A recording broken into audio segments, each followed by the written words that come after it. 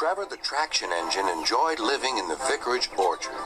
Edward came to see him every day, but sometimes Trevor didn't have enough work to do. I do like to keep busy all the time, he sighed one day, and I do like company, especially children's company. Cheer up, smiled Edward. Sir Topham Hatt has work for you at his new harbor. I'm to take you to meet Thomas today. Oh, exclaimed Trevor happily. A harbor, the seaside. Children, that will be lovely.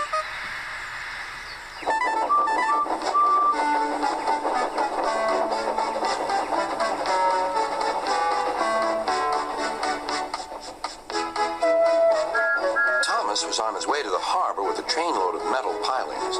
They were needed to make the harbor wall firm and safe. Hello, Thomas, said Edward. This is Trevor, a friend of mine. He's a traction engine. Thomas eyed the newcomer doubtfully. A what engine? A traction engine, explained Trevor. I run on roads instead of rails. Can you take me to the harbor, please? Sir Topham Hatt has a job for me. Yes, of course, replied Thomas, but he was still puzzled. Workmen coupled Trevor's car to Thomas's train, and soon they were ready to start their journey.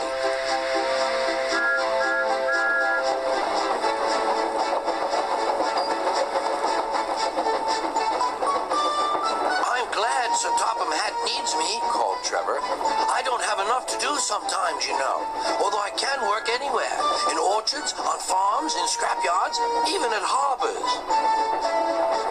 But you don't run on rails, puffed Thomas. I'm a traction engine. I don't need rails to be useful, replied Trevor. You wait and see.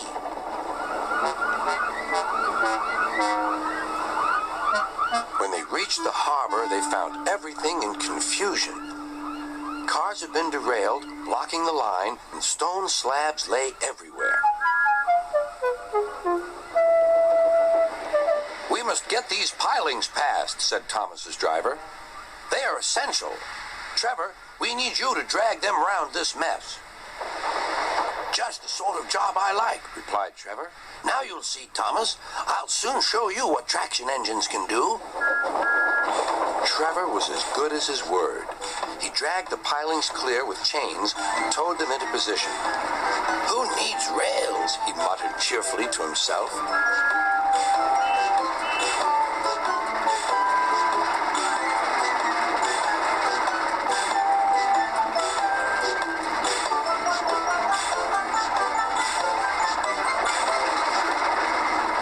Thomas brought Annie and Clarabelle to visit him. Thomas was most impressed. Now I understand how useful a traction engine can be. The coaches were full of children. Trevor gave them rides along the harbor. He liked this best of all. He's very kind, said Annie. He reminds me of Thomas, added Clarabelle. Everyone was sorry when it was time for Trevor to go. Thomas pulled him to the junction. A small tear came into Trevor's eye. Thomas pretended not to see. He whistled gaily to make Trevor happy. I'll come and see you if I can, he promised. The vicar will look after you, and there's plenty of work for you now at the orchard, but we may need you again at the harbor someday. That would be wonderful, said Trevor. That evening, Trevor stood remembering his new friend Thomas, the harbor, and most of all, the children. Then he went happily to sleep in the shed at the bottom of the